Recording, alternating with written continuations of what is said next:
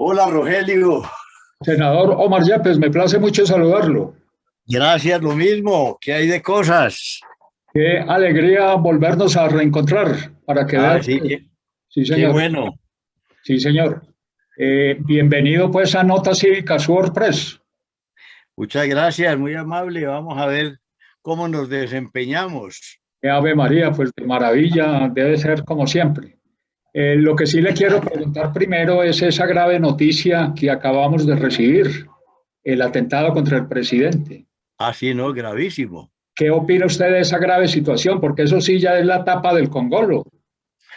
Hombre, pues esa es una demostración de la absoluta incivilidad de, de estos terroristas, que no respetan para nada la autoridad, la desconocen, atentan contra ella. Y pues y el desafío que le están haciendo con eso al país, porque es que el presidente de la República es el jefe del Estado, la máxima autoridad administrativa de Colombia, y esa circunstancia anotada en la Constitución Nacional debería llevar a todos a un respeto por la autoridad, así se disienta de ella en un momento determinado. Indiscutiblemente, senador, hay que respetar a la autoridad y a nuestras instituciones. Claro. Realmente, pues la situación se está complicando. ¿Usted pensaría de que se están dando condiciones para hacer uso del artículo 213 que se refiere a la conmoción interior? Pues hombre, esas son decisiones que toma el presidente de la República y él es quien debe estimar si se debe o no tomar, pero el país lo reclama. La realidad, el país está sediento del ejercicio de la autoridad. Ahora, el problema es el tipo de sociedad que tenemos en los actuales momentos. No sé, por ejemplo, Carlos Lleras Restrepo, que te acuerdas que en el 70 miró el Exactamente. reloj y mandó a dormir a todo el mundo. No sé si él estuviera hoy y dictara la misma medida, si la sociedad que tenemos hoy le obedecería. Porque es que el problema de la sociedad nuestra es un problema de formación. Aquí a la gente no la están educando para vivir en sociedad, para respetar los derechos ajenos y respetar la autoridad y las normas de la República.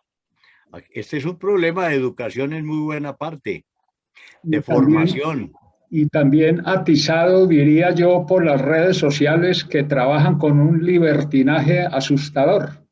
Total, total. Yo no sé por qué no toman cartas y cada que encuentren mensajes atentatorios contra la honra de la gente y contra la autoridad y contra la vida social, ¿por qué no les cancelan esos permisos para estar publicando?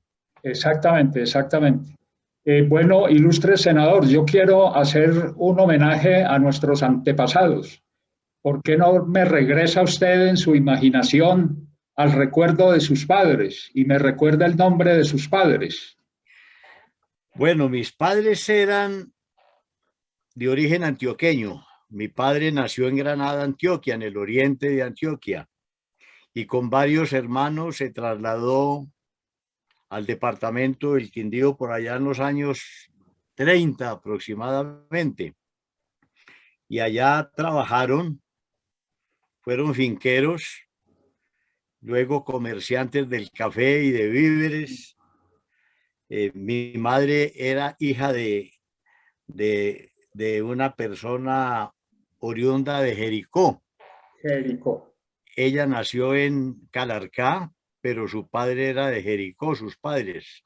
Sí, correcto. Mm, y formaron un hogar con una familia muy numerosa. Nosotros fuimos 13 hijos, Qué belleza. 7 hombres, 6 mujeres, de los cuales quedamos en este momento 6. No me diga. En los últimos 5 años han fallecido exactamente 5 de los hermanos por una u otra causa. Y bueno, ellos estuvimos viviendo en el Quindío cuando el Quindío era el departamento de Caldas. Era Caldas. Me enviaron a estudiar interno a Manizales, al colegio de Nuestra Señora, y estando yo en el colegio Nuestra Señora Interno, ellos se vinieron a vivir a Manizales. Mi padre, recomendado por toda la familia por aquella época violenta que había entre conservadores y liberales, donde unos y otros corrían riesgos, sobre todo si participaban en la vida pública, en la vida política. Y nos vinimos para Manizales a vivir todos, y aquí lo asesinaron, mandaron desde por allá el Quindío las personas que pusieran fin a la vida de él por razones eminentemente políticas. Yo, Exactamente, senador. yo detestaba la política por eso, porque veía cómo estaban persiguiéndolo, pero cuando lo mataron, le pregunté a un tío mío, a Miguel Yepes, el papá de Hernando Yepes, Hernando. le dije a quién le entregamos la sucesión y el poder para que ayude a investigar la muerte de mi padre. Dijo, hombre, dale eso a Luis Granada, que era muy amigo de tu papá, y que adicionalmente está ejerciendo la profesión porque es un hombre de escasos recursos. Le dimos la sucesión a él y yo lo veía ejerciendo y haciendo política porque aspiraba al Senado. Y viéndolo yo en ese trajín permanente, dije, hombre, le voy a ayudar a este señor. Voy a hablar con los muchachos en la Universidad de Caldas, con mis compañeros de estudio. Conformamos un comando de juventudes, nos dimos a recorrer el departamento, y ese fue como el inicio de mi vida política, ¿no? ¿Por qué no me recuerda algunos nombres de ese equipo conservador? Mi padre pues se llamaba Floro Arturo Yepes Gómez. Mi madre Elvia Alzate Toro.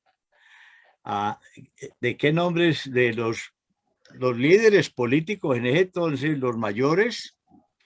Eran José Restrepo, Fernando Londoño, Hernán Jaramillo Campo, Silvio Villegas, el doctor Antonio Álvarez Restrepo, que si bien era de Sonsón, estaba prácticamente radicado políticamente aquí en el departamento de Caldas. Y los jóvenes con quienes conformamos ese comando de juventudes eran Augusto Trejo Jaramillo, oriundo de Río Sucio, Hernando Yepes Arcila, que se lo robé al laureanismo porque él era laureanista y yo era espinobalsatista, ¿no? Correcto, sí. Teníamos ahí a Bernardo Cano García Berceo, Verse. estaba Augusto Gómez Botero de por allá de, de, de Belén de Umbría. Hugo Palacios Mejía lo metimos en ese directorio. Hugo era de Personal. Armenia, Personal. posteriormente fue ministro de Hacienda y creo que gerenció también el Banco de la República, fue de la Junta. Sí. Era Baltasar Ochoa Restrepo, el mismo hijo de José Restrepo, que posteriormente fue director de La Patria, Luis José. Logré meterlo a ese directorio y se ganó un regaño del papá y entonces se nos retiró de allí. Entonces con ese grupo, Augusto León Restrepo también lo tuvimos allí un Augusto, tiempo. no. Sí, señor. No, Y pues le cuento que con todos esos nombres se daba uno cuenta como que eran unas épocas muy diferentes a lo que se vive hoy en día. Yo creo que usted siente nostalgia de ver los partidos políticos de pronto sin personas como de altas calidades, intelectuales, estudiosas, analíticas, enamoradas del servicio público.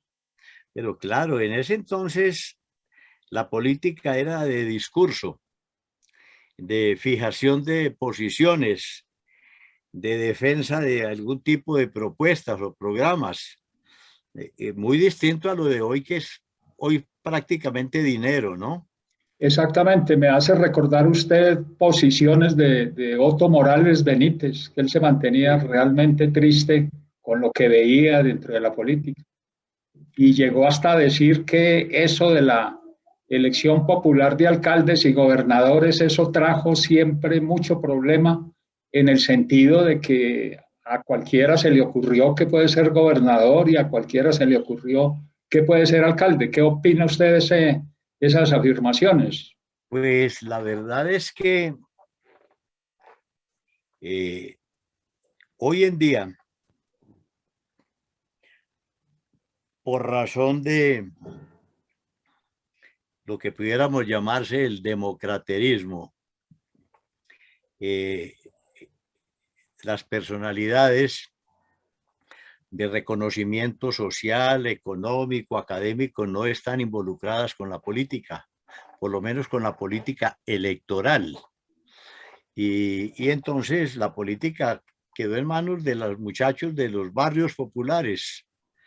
Eh, y lamentablemente eh, la elección popular de alcaldes y de gobernadores pues dio pie para que los partidos se desjerarquizaran, porque elegidos alcaldes, elegidos gobernadores, los tipos se independizan totalmente de las jerarquías y empiezan a competirle a quienes los llevaron al ejercicio del cargo Exactamente, exactamente.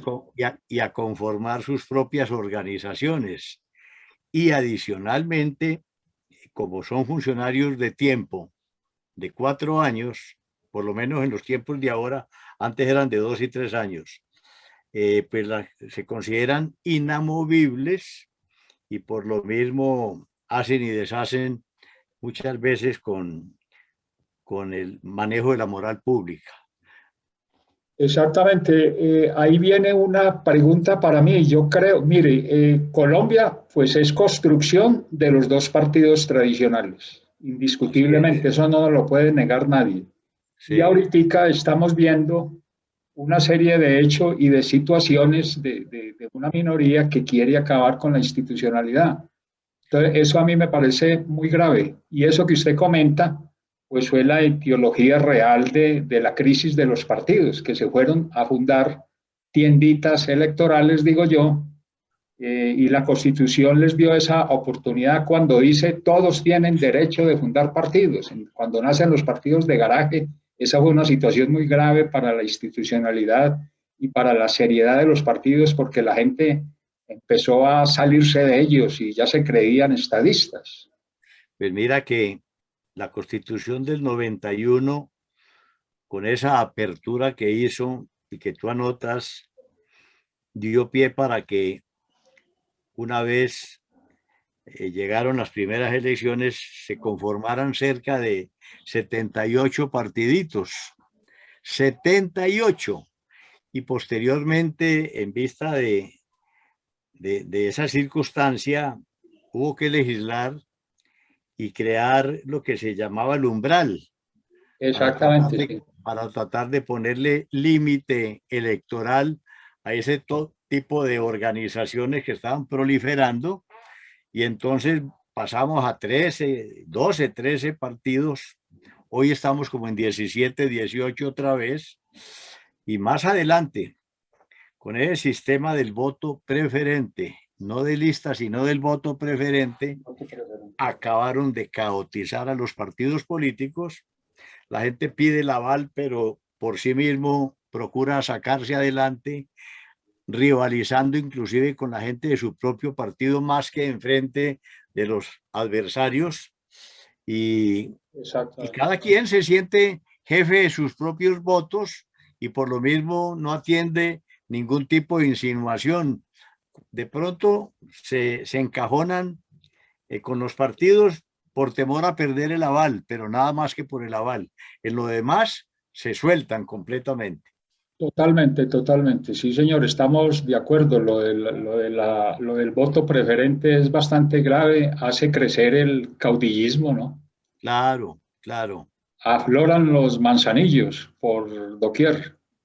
Es Eh, una, es una decadencia total de la vida política en este momento. Yo diría que las mentes importantes no están involucradas en este ajetreo, porque ¿qué se van a salir a pelear en la barriada unos cuantos votos con los jefes de los barrios? No lo hacen. no lo hacen. A mí me ha parecido muy interesante la presencia dentro del Partido Conservador de economistas muy distinguidos que le quieren servir al país, Juan Carlos Echeverry, Mauricio Cárdenas y otros más que usted me completará. ¿Qué opina usted de esa situación tan importante, que llegue realmente gente muy preparada a la presidencia de la República como los hemos tenido, muy preparados? Pues mire, yo tengo la percepción de que hay dos tipos de electores, ¿no? El elector producto de la organización de los partidos, de los directorios, del trabajo de los concejales, diputados, representantes y senadores, y el elector de opinión, el voto de opinión.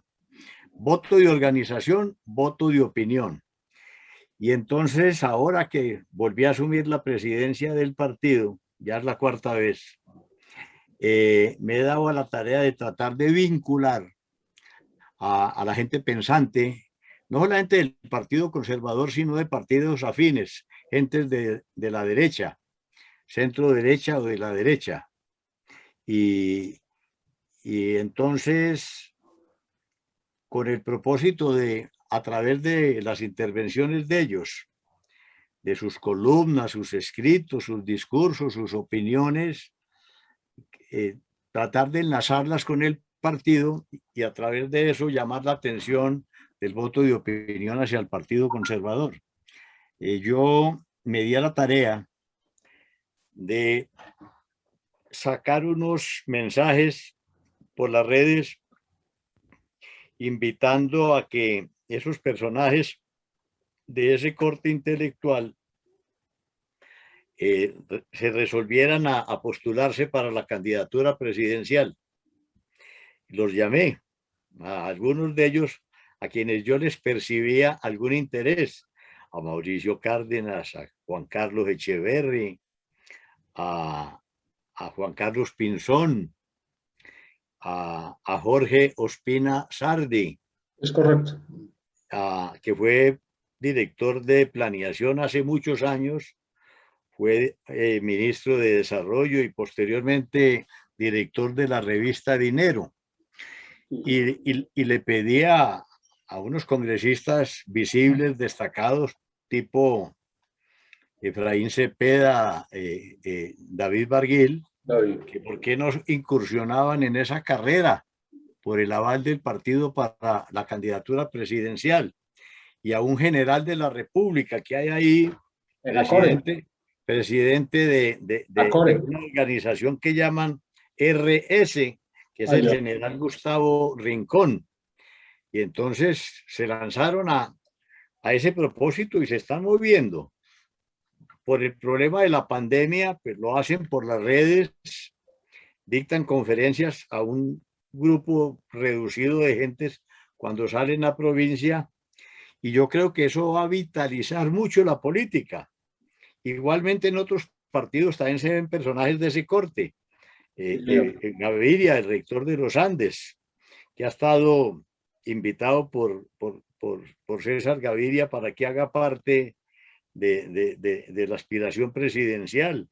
El Peñalosa y estos exalcaldes que han sido exitosos en Medellín y en la costa, en Barranquilla, yo creo que le van a dar a la política una estatura un poco distinta a lo que ha sido tradicional en los últimos tiempos, en donde, repito, la prevalencia del dinero ha sido lo fundamental para tratar de ganar las simpatías de la gente. Exactamente, senador. Me gustaría mucho como cambiar de pregunta para irnos a una celebración muy valiosa que hubo ayer. El senador nació 2 años después de la partida de Carlos Gardel a cantarle a las estrellas. Ayer se cumplieron 86 años. Yo sé que usted es muy amigo de la música, en todo sentido, en todas sus manifestaciones. Y fuera de eso, mi mamá, que en el cielo está, gozaba mucho cuando yo le llevé su long play con los boleros. Sí. Ella me preguntaba, ¿quién es ese hombre que canta tan bello? y es el senador Omar Yepes Alzate. Ese es un recuerdo que yo tengo con mi mamá bastante festivo y bastante alegre, Sí. porque ella también cantaba, entonces siempre me decía, ese hombre canta muy bello. Entonces, recordando lo de Gardel ayer, que un 24 de junio de 1935 partió a las estrellas, ato yo eso con que usted nació 2 años después. Yo nací en Entonces, en el 37 y en si el, mal no recuerdo, Rogelio, él murió, sí, en el 35 en en el ese accidente aéreo allá en exactamente. Medellín. Ayer se cumplieron precisamente 86 años de la partida de Gardel. ¿Cómo te parece que me dio por cantar un tanguito, pues en bolero tango, en la voz mía, en Tomo y Obligo? Ahí los grabé con los hermanos Uribe. No ¿Y se cuándo, perfeccionó, y no se cuándo fue eso? perfeccionó mucho. Te lo voy a hacer llegar. Ave María, no, fascinante, Te lo fascinante. voy a Pues, hacer llegar. Me pues mandas por WhatsApp tu dirección y te mando ahí 3 o 4 que grabé. no, pues con eso le hacemos una fiesta muy bella al Zorzal Criollo. Ahorita hablemos de Leo Marini. ¿Desde cuándo le gustó Leo Marini? Porque usted es muy de esa escuela, ¿no? ¿Cómo no? Desde la época de interno en el Colegio Nuestra Señora. Allá en los ratos libres nos ponían música, nos permitían, nos colocaron ahí un aparato de sonido y nosotros comprábamos discos y los colocábamos y nos poníamos a oír música. Y en ese entonces estaba muy en boga Leo Marini, Hugo Romani, Correcto, Fernando Torres, Gregorio Barrios, para hablar de los del sur, porque había correcto. otros muy importantes de México y de Cuba, pero prevalecía sobre todos ellos Leo Marini. Y entonces me di a la tarea de hacer colección y buscar por todos los lados la música de él. Desafortunadamente mucha de ella se me perdió, porque eran esos discos de 78, Sí, de esos correcto. pesados y tal, que se tocaban con agujas casi que de clavar, casi que como puntillas, ¿no? Exacto. Y entonces desde esa época yo era muy aficionado. Iba a las presentaciones que él hacía aquí en Radio Manizales y alguna vez estaba yo estudiando en Medellín y anunciaron que llegaba Leo Marini y me dijeron, está alojado en el Hotel Europa, que quedaba allá en Junín con la playa. Sí, sí. Y entonces yo pasaba por ese hotel a ver si veía a Leo Marín de lejitos, porque no me atrevía a arrimármele a saludarlo. Y evidentemente estaba en el hall del hotel y el tipo caminaba para allá y para acá y para allá, solo.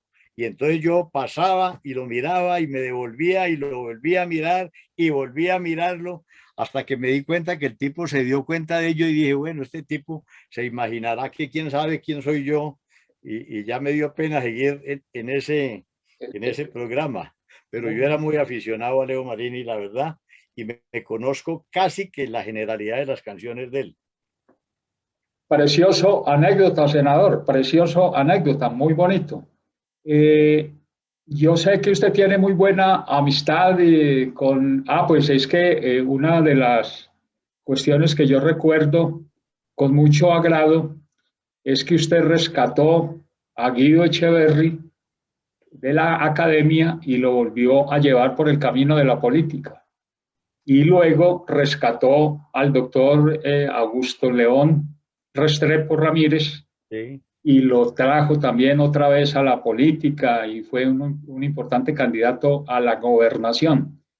O sea que usted tiene un ojo clínico para elegir esos personajes. ¿Qué me dice de mis Pues afirmaciones? te cuento cómo fue lo de Guido.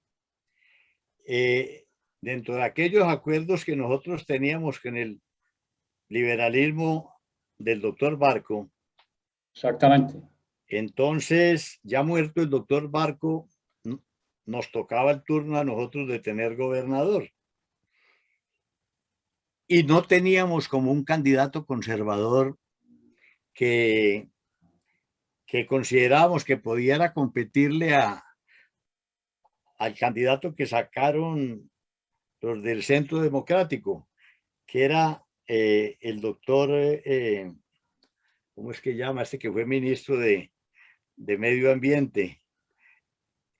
De medio ambiente, Vallejo López, tal vez. No, Vallejo López, Vallejo López, hermano de Pilar Vallejo. de Pilar, sí. Y entonces, cualquier día reuní la gente para analizar nombres y no encontrábamos el tipo preciso para tratar de ganar.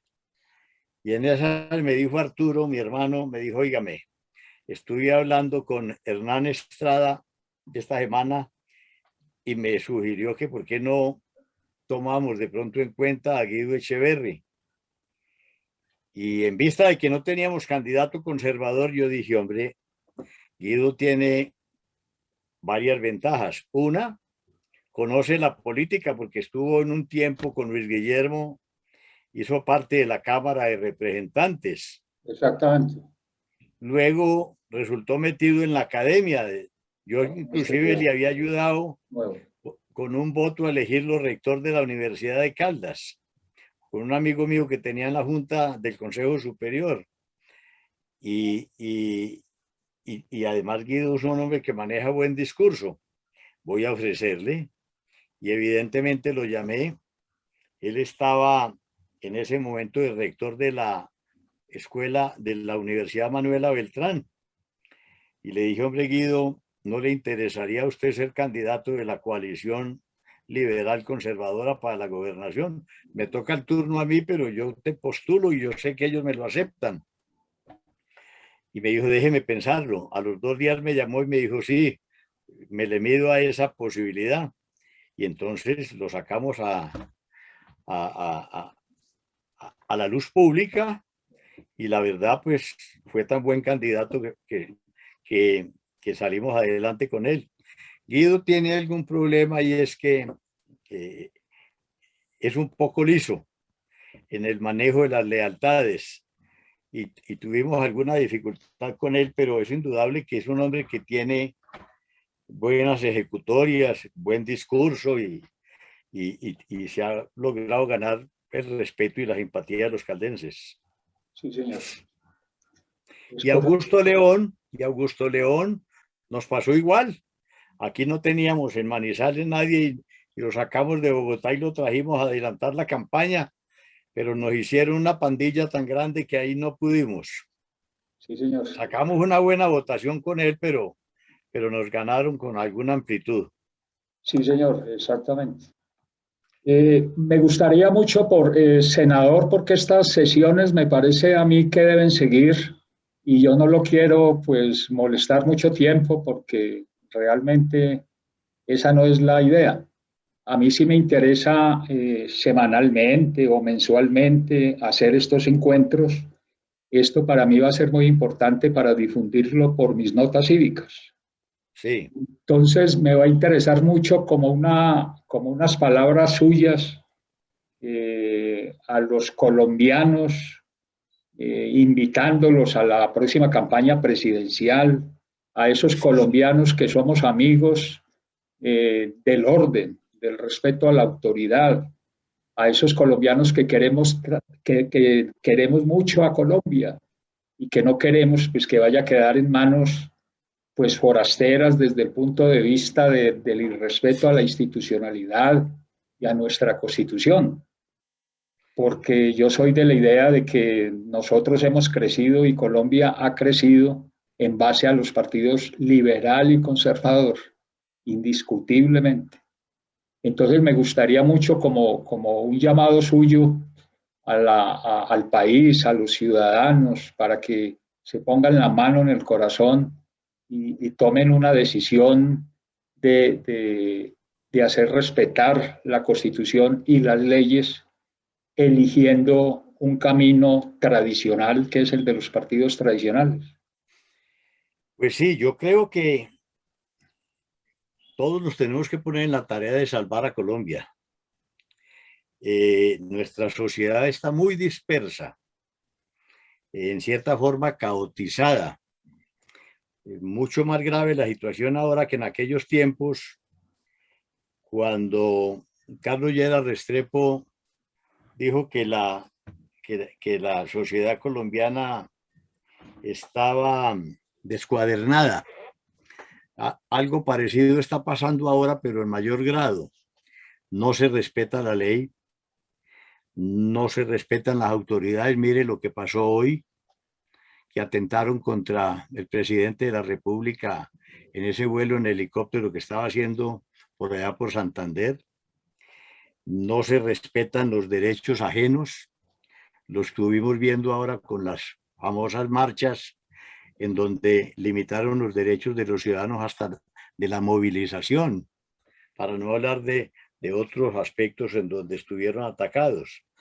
Y entonces yo creo que invitar a todos los colombianos a rodear las instituciones, a rodear las autoridades, a respetar la ley, a respetar la Constitución, y a luchar por procurar que la política cumpla con su cometido, que es estar estudiando de una manera permanente los problemas de país para buscarle solución a los colombianos y particularmente a las gentes que menos tienen, que son los que merecen la atención prioritaria del Estado. Y a decirles que la responsabilidad de salvar a Colombia es de todos, ni siquiera de los partidos políticos organizados, de todos, incluyendo dentro de todos a ese voto de opinión que no aparece vinculado con partido político alguno y que vota de acuerdo a sus querencias en el momento en que se van aproximando las elecciones o por razones de simpatía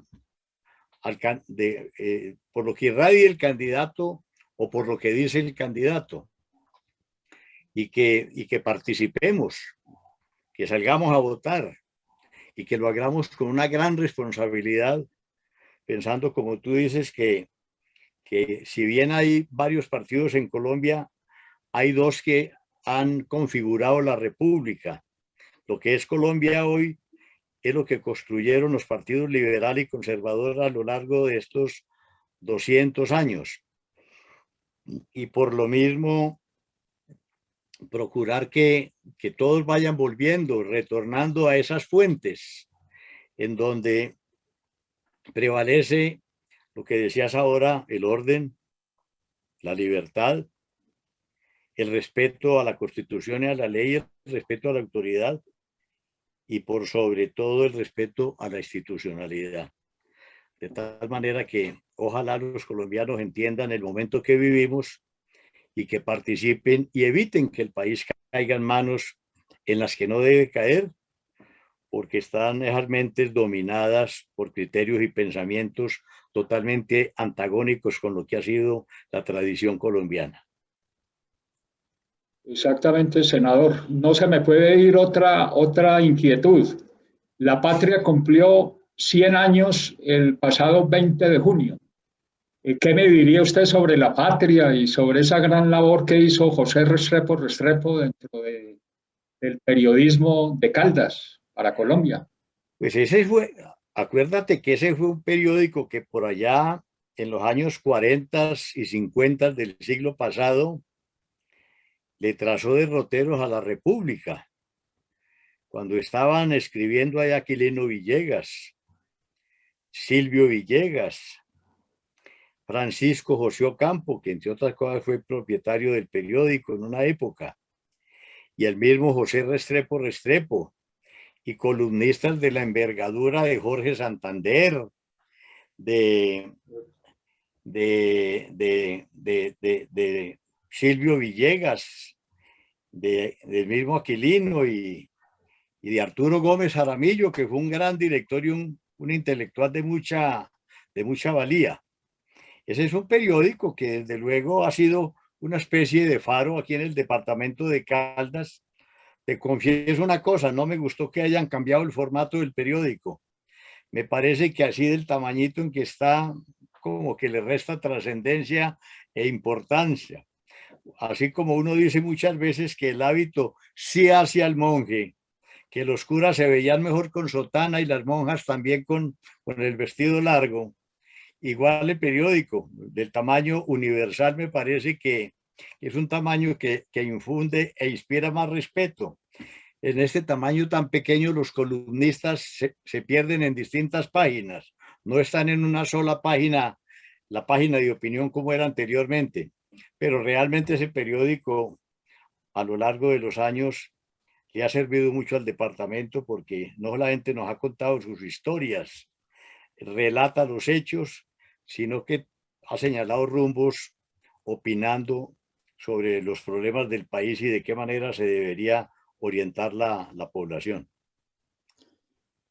¿A usted cómo le parece, senador, que esta sesión la cerremos, pero que la continuemos el día en que usted decida y nos pongamos de acuerdo, porque no lo quiero molestar más?